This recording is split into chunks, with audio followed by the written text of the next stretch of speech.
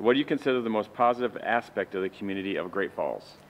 I think the most positive aspect of the community of Great Falls is that it has come out of a terrible time when we depended upon or we got involved in the electric city power, and we came from a very poor position financially and a big burden on not only the city commission but also on the community as a whole.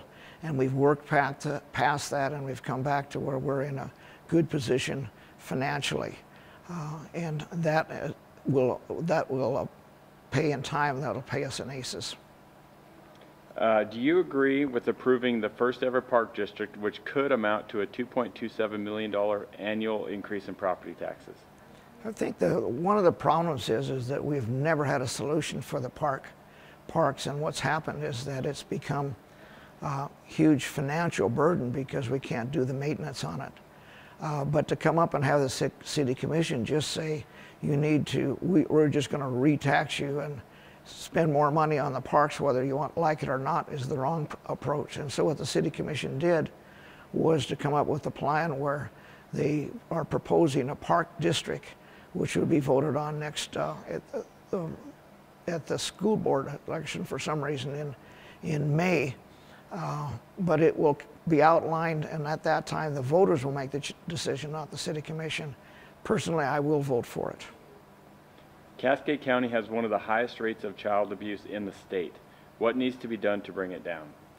The city commission can do very little to help child abuse. About the only thing that we can do is enforce the laws. Child abuse is caused by such things as drug addiction, alcohol addiction, and the word is addiction, not the use of alcohol or drugs. And the problem is much, much bigger than anybody can almost solve by themselves.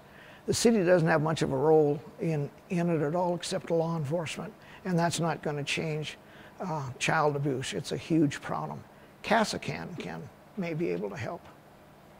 What's the biggest obstacle for creating new business in Great Falls, and what can be done to streamline the process? Well, what a lot of people don't realize is in the last 2 years it has been streamlined enormously.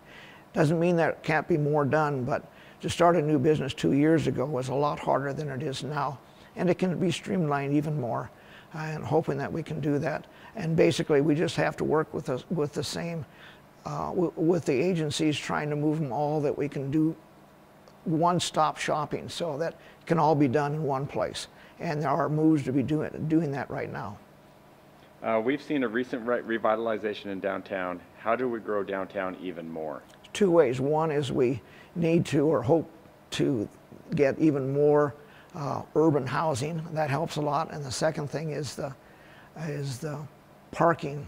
We've got to have better solutions to the parking problems.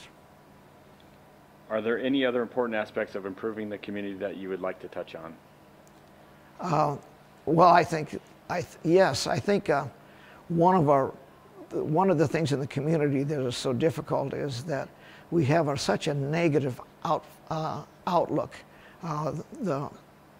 Many people in the community are very, very negative, and I think that holds us back a lot. And I'm hoping that we can move to a more positive position. It really came from the electric city power, and we haven't come out of that yet.